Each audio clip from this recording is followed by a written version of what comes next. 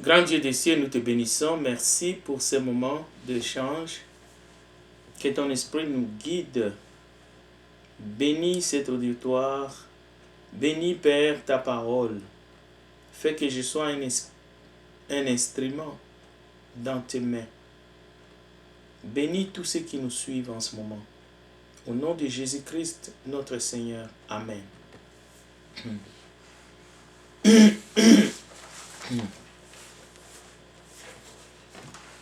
2 Corinthiens chapitre 11, le verset 2. C'est un thème qui va nous aider à transmettre fidèlement la parole de Dieu ce soir avant d'aller nous reposer. 2 Corinthiens chapitre 11 et le verset 2. Un seul verset. Car je suis jaloux de vous, d'une jalousie de Dieu, parce que je vous ai fiancé à un seul époux, pour vous présenter à Christ comme une vierge pure.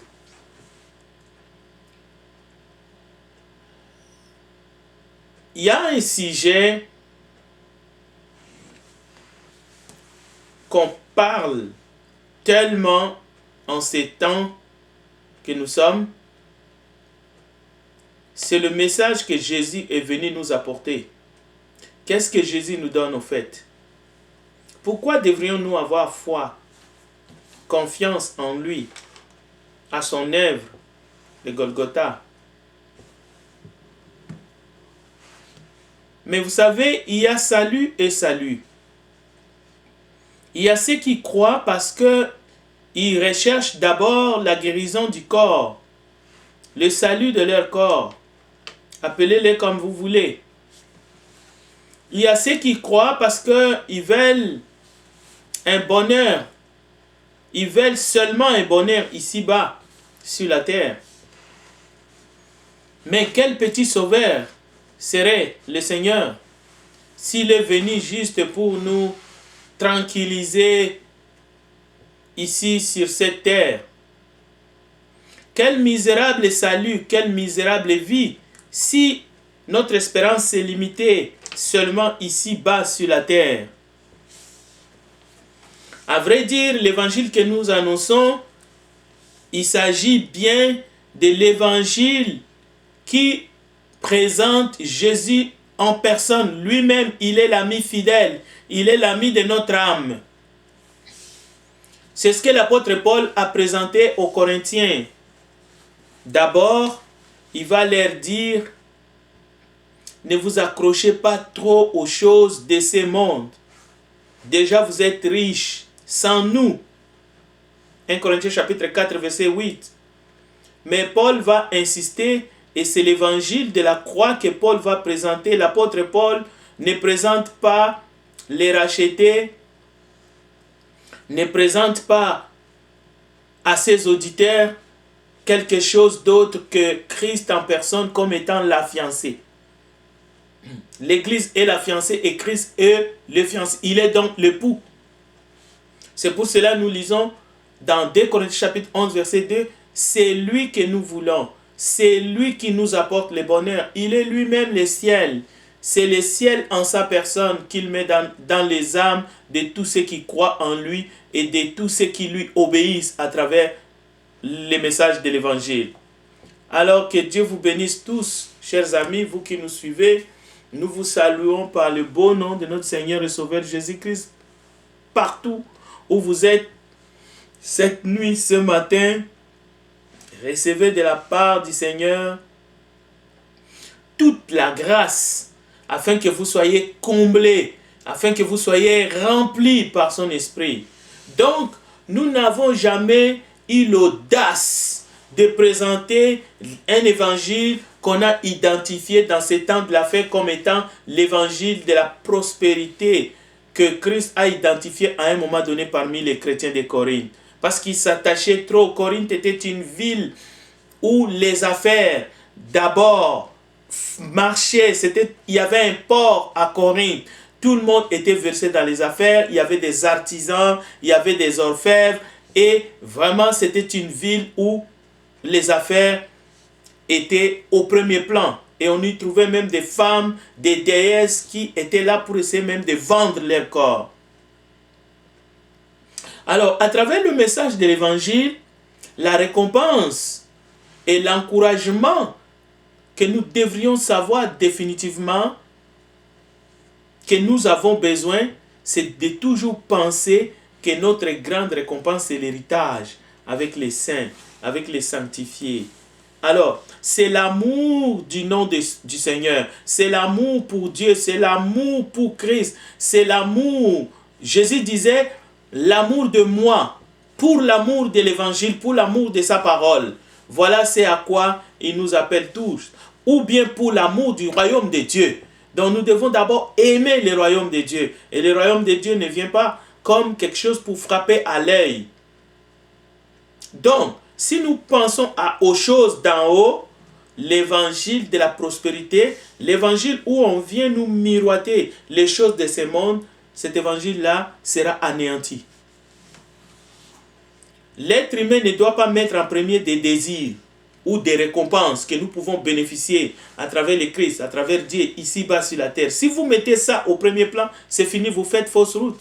Mais si l'amour du Christ, l'amour de la vérité, l'amour du royaume de Dieu, l'amour de l'Église, c'est ça qui nous anime, c'est ça qui nous habite, alors toutes choses nous seront données par-dessus et nous accepterons même de souffrir pour Christ et nous louerons Dieu lorsque nous serons affligés, lorsque nous serons persécutés, lorsque nous serons torturés pour son nom, nous allons glorifier Dieu. Beaucoup de prédicateurs se sont levés dans ces temps pour annoncer aux âmes la prospérité et la prospérité de leurs affaires, de leurs biens.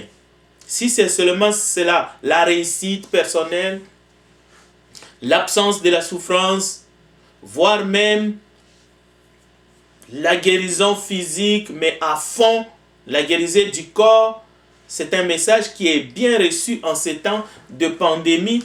Mais voyez-vous, nous ne disons pas que nous ne prêchons pas, que c'est par ces meurtrissures que nous sommes guéris. Mais il ne faut pas inverser le message de l'évangile. Il ne faut pas s'appuyer sur diverses théories ou slogans simplistes. Simplement. Alors, allons-y rapidement dans la parole de Dieu. Regardons dans Matthieu chapitre 19, verset 29. Ensuite, nous lirons dans Marc 10. Alors, Matthieu 19, juste le verset 29. La parole de Dieu nous dit ceci. Matthieu 19, verset 19. Non, Matthieu 19, verset 29, s'il vous plaît. Et quiconque aura quitté à cause de mon nom ses frères, ou ses sœurs, ou son père, ou sa mère, ou sa femme, ou ses enfants, ou ses terres, ou ses maisons, recevra le centuple et héritera la vie éternelle. Plusieurs des premiers seront les derniers. Et plusieurs des derniers seront les premiers. Et dans Marc chapitre 10, les versets 29 à 30, nous allons comprendre aussi qu'est-ce que ça signifie quitter là. Quitter, ça ne signifie pas abandonner, ne pas prendre soin. Nous devons d'abord nous attacher fermement à la parole de Dieu et ne pas inverser les bénédictions que nous avons en Christ. Marc chapitre 10 et les versets 29 à 30. Jésus répondit, je vous l'ai dit en vérité, Il n'est personne qui, ayant quitté à cause de moi et à cause de la bonne nouvelle sa maison, ou ses frères, ou ses sœurs, ou sa mère, ou son père, ou ses enfants, ou ses terres, ne reçoivent au centuple présentement dans ces siècles-ci des maisons, des frères, des sœurs, des mères, des enfants et des terres, avec des persécutions, et dans les siècles à venir, la vie éternelle. Plusieurs des premiers seront les derniers, et plusieurs des derniers seront les premiers. Donc, il n'y a pas ici l'essence d'abandon, d'abandonner ses devoirs marital ou ses devoirs envers ses enfants ou les devoirs des enfants envers les parents. Il ne s'agit pas d'abandonner les siens, loin de là. Le Christ n'est pas cruel, mais il s'agit plutôt d'abord de nous interroger, parce que plusieurs des premiers seront les derniers et plusieurs des... Est-ce que notre évangile, est-ce que nous sommes venus au Seigneur pour ces choses du monde, ou est-ce que nous mettons le cap sur l'héritage de la vie éternelle en Christ Jésus? Est-ce que nous sommes en train de vibrer parce que nous croyons véritablement aux richesses spirituelles que Dieu nous donne en Jésus-Christ, le pardon de péchés, la rédemption de notre corps, bien entendu, et aussi l'héritage avec les sanctifiés, la vie éternelle, l'enlèvement avec les Christ, et la louange, la gloire que nous allons contempler lorsque nous serons face à face avec le Seigneur. Et ensuite, des mères, des frères, des terres sont dans les lots, mais avec des persécutions. Parce que c'est lui qui s'attache aux choses du monde, aux choses d'en bas. Lorsque les persécutions arrivent, il abandonne la foi.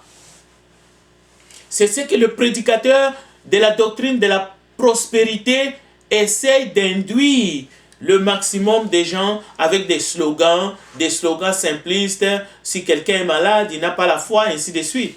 1 Jean chapitre 3, verset 8 dit, « Le Fils de Dieu a été manifesté pour détruire les œuvres du diable. » Ou encore, disent-ils, être croyant donne la possession d'une alliance qui donne droit à la prospérité. Ou encore, disent-ils, Jésus a porté la malédiction de la pauvreté, tout comme il a porté les péchés. Ou encore que Jésus a porté la malédiction dans sa totalité. Ou encore que le croyant n'est pas né pour souffrir. Regardez cet imbroglio. C'est vraiment la confusion totale, mes chers amis, chers auditeurs, chères auditrices. La Bible nous dit, Jésus, le Fils de Dieu, apparaît pour détruire les œuvres du diable. Mais alors, dire aux gens que, une fois que vous êtes en Christ, finit la souffrance. Ou bien, vous allez hériter toutes les terres dans ce monde. Parce que simplement vous avez voyagé, dès que vous arrivez quelque part, la terre vous est donnée. Non, je pense que cet évangile-là, il faut faire vraiment attention dans ces temps que nous sommes. Donc, la prospérité, la réussite sont la volonté de Dieu, fait partie de la volonté de Dieu pour ses enfants. Mais lorsque nous mettons ça en avant de l'évangile de la croix, en avant de la volonté de Dieu qui est le salut de nos âmes, ça fausse tout, ça détruit tout. Alors vous voyez des gens qui sont des activistes qui travaillent pour leur bien-être, d'abord pour leur confort matériel, et ils se donnent à fond et tout chemin mène à Rome, tous les moyens sont bons pour atteindre cet objectif-là, de vivre dans le luxe, d'essayer toujours de gagner un petit peu plus de ce qu'on a déjà, et ainsi de suite, et toute autre chose est relayée au dernier plan. Voilà pourquoi ceux qui vont comprendre l'évangile comme il faut, les premiers seront les derniers et les derniers seront les premiers. Alors, il y a un message biblique, un évangile qui est tout à fait un mensonge. C'est un évangile qui n'en est pas un. Galates chapitre 1, versets 6 à 8. Prenons ce texte-là qui va nous consoler. Galates, chapitre 1er, et le verset 6 à 8. La parole de Dieu dit, « Je m'étonne que vous vous détournez si promptement de celui qui vous a appelé par la grâce de Christ pour passer à un autre évangile. » Non pas qu'il ait un autre évangile, mais il y a des gens qui vous troublent et qui veulent renverser l'évangile de Christ. Mais quand quand un ange du ciel annoncerait un autre évangile que celui que nous vous avons prêché, qu'il soit anathème. Donc, la deuxième épître à Timothée qui nous parle de temps fâcheux, de la fin, parle 7 fois des souffrances que les croyants endurent d'une manière inévitable. Le croyant, une fois en Christ, une fois qu'il est justifié et que ses péchés sont pardonnés, ôtés, l'évangile, si vous lisez dans Romains 3 et 4, vous lisez dans 2 Timothée chapitre 1 verset 8, nous allons aller regarder rapidement, vous allez voir que Paul annonce des difficultés, des tribulations par lesquelles l'enfant de Dieu, le croyant, va passer inévitablement. Inévitablement. Cela veut dire que le fait que vous entrez, vous êtes en Christ, que vous êtes sauvés, cela ne vous épargne pas des tribulations et des difficultés. D'où l'évangile de la prospérité n'est pas un évangile, au fait. C'est un mensonge. Parce que cet évangile essaie de vous faire croire qu'une fois sauvé, bon, le monde est à vous. Alors, vous êtes exempté des difficultés, vous êtes exempté des souffrances, vous devez toujours, c'est-à-dire avoir du succès, mais partout. Tout le monde va vous accueillir à bras ouverts, on va vous ouvrir toutes les portes et vous pouvez devenir, donc, les sommets, ce sont les chrétiens qui vont diriger ce monde. Loin de là. La Bible dit que ce monde est sous la gouverne du prince des ténèbres, le prince de ce monde, c'est le diable. Mais Dieu nous préserve, Dieu nous donne l'accès dans son royaume. Alors, allons-y dans 2 Timothée, s'il vous plaît. 2 Timothée, chapitre 1er, et le verset 8. Juste le verset 8. Voilà, je suis là. 2 Timothée, chapitre 1er. Et le verset 8. Écoutez, juste ce verset-là. N'aie donc point honte du témoignage à rendre à notre Seigneur, ni de moi son prisonnier, mais souffre avec moi pour l'évangile. Loin de là, avec l'idée que l'évangile, c'est l'évangile de la souffrance. Mais non, écoutez bien. L'évangile, c'est l'évangile de la croix. C'est la grâce. C'est la grâce qui abonde. Là où les péchés a même abondé. Mais une fois délivrés de nos péchés, une fois lavés de nos péchés, c'est sûr et certain, nous devenons les cibles de l'ennemi. Mais nous sommes plus que vainqueurs. Nous allons triompher. Nous allons passer par diverses épreuves. Nous allons passer parfois par la souffrance. Il y a les tentations, il y a les épreuves, mais nous sommes plus que vainqueurs par celui qui nous a tant aimés. Romains chapitre 8, il faut les lire au complet. Vous allez voir que ni la mort, ni la souffrance, ni la faim, ni le péril, ni la nudité, ni quoi que ce soit, ni les diables ne peuvent nous séparer de l'amour de Christ. Alors, de nombreux passages vont dans le même sens. On n'a pas tout lu, mais je peux vous donner 1 Thessaloniciens chapitre 3, verset 4, Romains chapitre 5, verset 3, Actes des apôtres, chapitre 14, verset 22. Avant de passer, j'aimerais quand même lire un deuxième texte, toujours dans 2 Timothée chapitre 1, je vais lire le verset 12. Et c'est à cause, 2 Timothée 1, 12, c'est à cause de cela que je souffre ces choses, mais j'en ai point honte, car je sais en qui j'ai cru, et je suis persuadé qu'il a la puissance de garder mon dépôt jusqu'à ces jours. Retiens dans la foi et dans la charité qui est en Jésus-Christ le modèle des saintes paroles que tu as reçues de moi. Garde le bon dépôt par le Saint-Esprit qui habite en nous. Donc, nous avons une mission, chers frères et sœurs, vous qui voulez embrasser la foi. Vous devez savoir ces choses et Dieu vous appelle de ne pas avoir honte de l'évangile, de ne pas avoir honte de Jésus-Christ, d'accepter même de souffrir à cause de son nom. Voilà l'amour de Dieu, voilà l'amour pour l'évangile, voilà l'amour pour la vérité.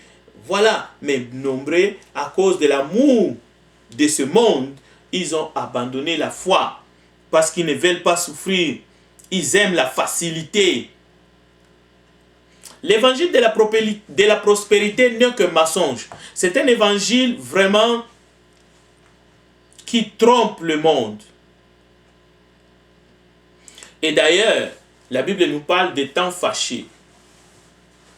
Des temps fâchés, justement, où il faut affronter l'ennemi même dans son terrain. Nous devons résister au diable. La Bible dit, votre adversaire rôde comme un lion rugissant, cherchant qui il va dévorer. Mais nous devons lui résister. Et une fois nous lui résistons, il fuit. Il fuira loin de nous. Donc n'ayez pas peur, ne soyez pas intimidés. N'écoutez pas les prédicateurs qui viennent devant vous pour vous miroiter un avenir où les difficultés de la vie vont disparaître. Ils ont tiré des versets par-ci, par-là. Ils ont sorti ces passages bibliques de leur contexte. Parfois, ce sont des fables, des prétendues visions qu'ils ont eues. Dieu m'a montré que tu as eu ton passeport, que tu as eu un voyage, que tu vas avoir une promotion, ainsi de suite. Ils appliquent certains versets de l'Ancien Testament sans savoir que cette dispensation est caduque. Nous sommes maintenant dans la dispensation de la grâce qui est différente à la dispensation de la loi. Dans la dispensation de la grâce, il y a l'agneau de Dieu qui ôte le péché du monde, mais qui a été immolé. Voilà pourquoi ça nous demande à nous aussi de suivre son modèle. Il a porté la croix et il nous dit, c'est lui qui veut me suivre, qu'il porte sa croix et qu'il me suive. Mais nous savons les bénédictions, les richesses spirituelles qui en découlent. Et nous avons la victoire en Jésus-Christ. Voilà, nous avons des images, nous avons des types. Prenez 1 Corinthiens chapitre 10 que nous pouvons aller voir pour notre enseignement, pour notre édification. 1 Corinthiens chapitre 10 et nous lirons juste le verset 11 pour essayer de comprendre les Écritures. 1 Corinthiens chapitre 10 et le verset 11, nous lisons « Ces choses leur sont arrivées pour servir d'exemple et elles ont été écrites pour notre instruction, à nous qui sommes parvenus à la fin de ce siècle. » Alors n'allez pas lire une bénédiction terrestre que Dieu a promis à Israël, la terre, pour dire « Je vais m'approprier cette promesse et je vais demander à Dieu que cela s'accomplisse dans ma vie. » Voilà ce que ces prédicateurs font. Nous devons imiter. Il y a des choses que nous avons à imiter, mais il y a des actes de ces hommes de foi que nous devons prendre comme exemple. Nous devons imiter leur foi, leur fidélité, leur patience, leur espérance, justement parce qu'ils ont marché avec Dieu même dans le désert. Nous allons imiter leur piété, leur attachement au Seigneur et à sa parole. Et nous allons imiter leur crainte de Dieu. Romains chapitre 15, verset 4. Dans Hébreu, il y a toute une liste des héros de la foi. Vraiment, c'est un texte qu'il faut lire. Hébreu chapitre 11 et Hébreu chapitre 13, verset 7. Mais, n'essayez pas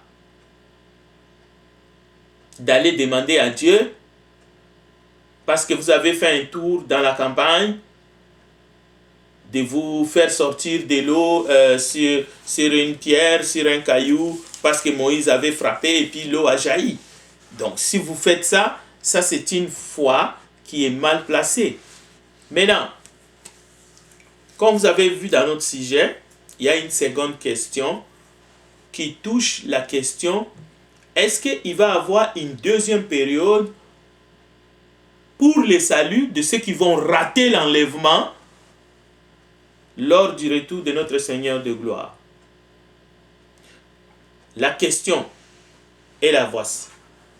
Voici la question. Si on a refusé l'évangile de la grâce et qu'on n'est pas enlevé lorsque l'Église sera enlevée, le Dieu de bonté qui a tant aimé le monde n'accordera-t-il pas une autre opportunité, une seconde mi-temps aux rebelles pour qu'ils se convertissent et qu'ils puissent rejoindre les autres qui seront déjà enlevés. Cette idée est en train de pénétrer dans les recoins et dans la tête de ceux qui cherchent vraiment la vérité avec frénésie, mais c'est un frein. C'est pour vous freiner, c'est pour vous distraire. C'est un message qui vient du diable.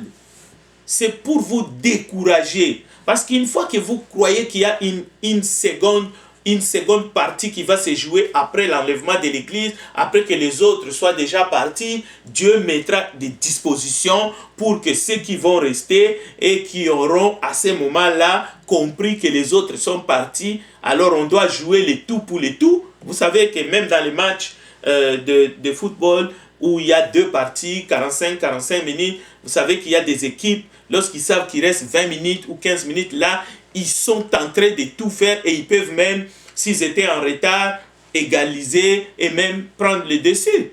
Ce n'est pas une partie de hockey. Ce n'est pas une partie de hockey où il y a 3 parties de 20 minutes et puis vous êtes là, la première partie, vous ne comptez pas des points et vous attendez la 3e partie. Écoutez, ce n'est pas ça le message de l'évangile. Cette idée est fausse. Apocalypse chapitre 7, si vous lisez l'Apocalypse 7, vous allez trouver la réponse. C'est une fausse doctrine qui est beaucoup répandue. Et ça, c'est le diable qui veut mettre ça dans la tête des gens. Pour que les gens pensent que, oh, même après la mort, lorsque je serai ressuscité, je pourrai toujours avoir une opportunité parce que Jésus, nous lisons 1000 ans de Jésus. Non. C'est exclu. Écoutez 2 Thessaloniciens chapitre 2, versets 11 à 12. Ce texte nous parle qu'il n'y en a pas. Il n'y aura pas une autre opportunité. La résurrection se fera de manière concomitante, c'est-à-dire les morts en Christ ressusciteront premièrement et ensuite les vivants, et il n'y aura pas une deuxième partie. Lisons les textes. 2 Thessaloniciens chapitre 2 et les versets 11 à 12. Non, ça c'est le chapitre 3 et le verset 11. Maintenant, aussi Dieu, 2 Thessaloniciens, chapitre 2, verset 11 à 12. Voilà. Sur l'avènement du Seigneur. Déjà, vous savez, vous pouvez lire que personne ne vous séduise. Mais le verset 11 nous dit ceci. Aussi, Dieu leur envoie une puissance d'égarement pour qu'ils croient au mensonge, afin que tous ceux qui n'ont pas cru à la vérité, mais qui ont pris plaisir à l'injustice, soient condamnés. Il n'y a pas de deuxième partie. Il n'y en a pas. C'est-à-dire, si vous êtes rebelle, il n'y a pas une deuxième partie. Au contraire, Dieu vous envoie un esprit d'égarement pour que vous croyez au mensonge. Vous allez croire au mensonge de Satan. C'est tout. Et vous serez gaspillé, vous serez dans la perdition avec le diable et ses anges. Luc chapitre 13, on va lire 3 versets parce que c'est important, c'est une question quand même assez sensible. On ne va pas vous laisser comme ça. Luc chapitre 13, les versets 24 à 28. Ensuite, nous irons dans Matthieu 25. Alors là, je suis dans Jean. Alors, Luc 13, nous arrivons à la fin. Merci beaucoup de votre patience. Luc chapitre 13, le verset 24 au verset 28. Nous lisons la parole de Dieu. Quand le maître de la maison, c'est la porte étroite, parabole du grain de sénévé et du levain, efforcez-vous d'entrer par la porte étroite, car je vous l'ai dit, beaucoup chercheront à entrer et ne le pourront pas. Donc, c'est une question de vous efforcer. C'est pas que non, ouais, vous pouvez entrer, mais après, si vous ne pouvez pas, vous pouvez attendre. Jésus l'aurait dit de manière claire. Non, Il dit, efforcez-vous d'entrer par la porte étroite, car je vous l'ai dit, beaucoup chercheront à entrer et ne le pourront pas. Exactement comme c'était dans l'âge de Noé. Beaucoup ont cherché d'entrer. Quand Dieu avait fermé la porte de l'âge, jamais Noé a ouvert encore la porte. Pourquoi? D'où vient cet esprit-là que Dieu va donner encore une autre possibilité pour ceux qui vont rater l'enlèvement, pour ceux qui refusent de croire maintenant, pour qu'ils puissent avoir l'opportunité de croire. Oubliez ça, croyez, venez maintenant, la porte est ouverte, entrez, soyez sauvés.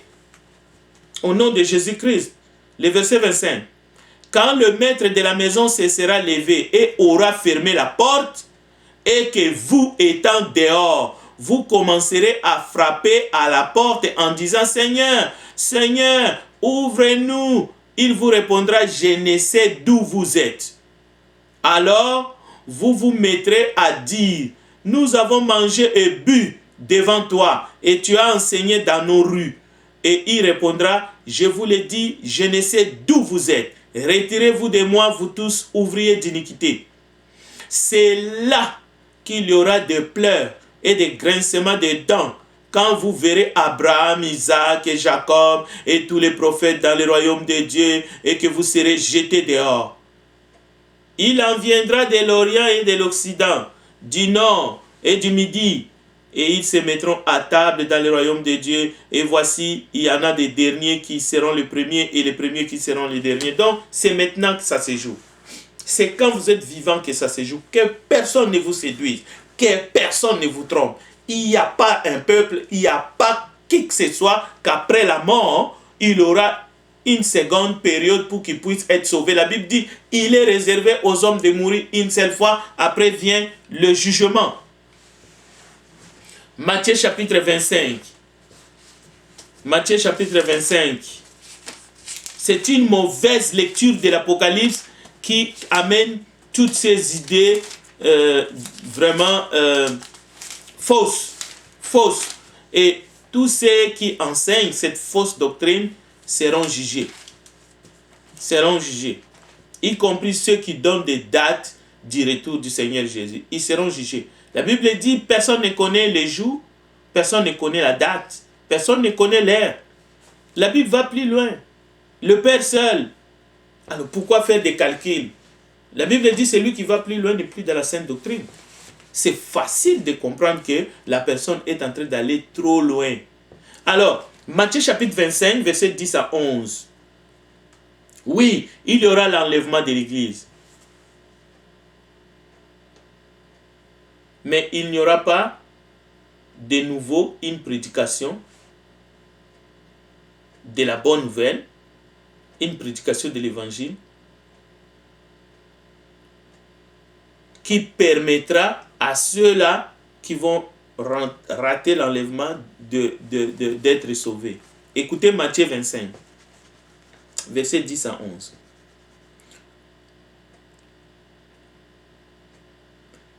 Je lis le verset 9. Les sages, c'est dans une parabole que Jésus enseigne. Les sages répondirent, non, il n'y en aura pas assez pour nous et pour vous. Il s'agit des paraboles des 10 vierges. Écoutez bien comment Jésus enseignait, c'est tellement clair. Allez plutôt chez ceux qui en vendent dans l'huile et en achetez-en pour vous. Pendant qu'elles allaient en acheter, l'époux arriva.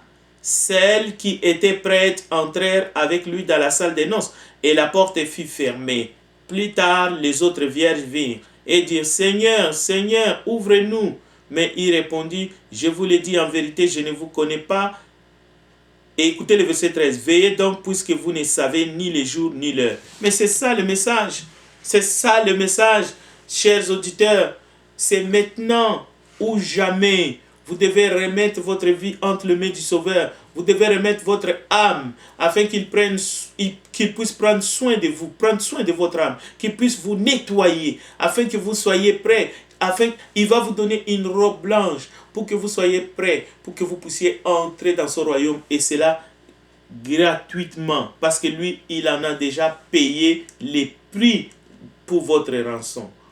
Alors, que servirait-il à un homme de gagner le monde entier avec la prédication de l'évangile de la prospérité s'il faisait la perte de son âme? Matthieu chapitre 16, verset 26. Voilà la grande valeur du monde. votre âme. Elle vaut plus que tout l'or du monde. Alors, le Seigneur vous appelle. Le Seigneur nous appelle par l'évangile. Par l'évangile, ce soir, cette nuit. Parce que si tu résistes et que tu ne penses qu'à faire des affaires, à gagner, à avoir du succès, à aller des villes, d'une ville à une autre ville, vous remettez toujours à demain la question, la grande question du salut de votre âme. Un jour, ton âme te sera redemandée, comme dans cette parole que nous avons dans les évangiles où Jésus lui-même a raconté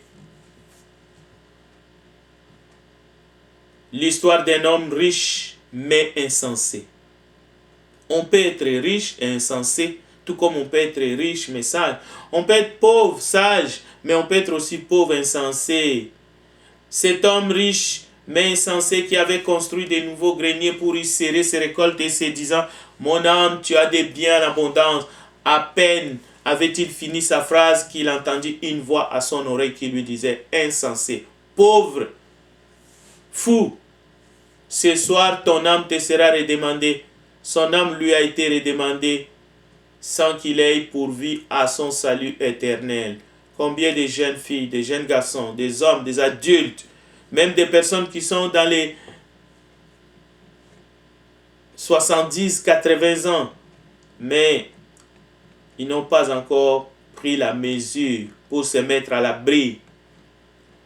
Jésus dit, ce soir ton âme te sera redemandée. Son âme lui a été redemandée sans qu'il ait pourvu à son salut éternel. Cela nous montre que celui qui pourvoit à cette vie seulement, celui qui fait tout pour réussir seulement dans cette vie, il fait fausse route. Et même Jésus dit, tout ce que tu as mis de côté,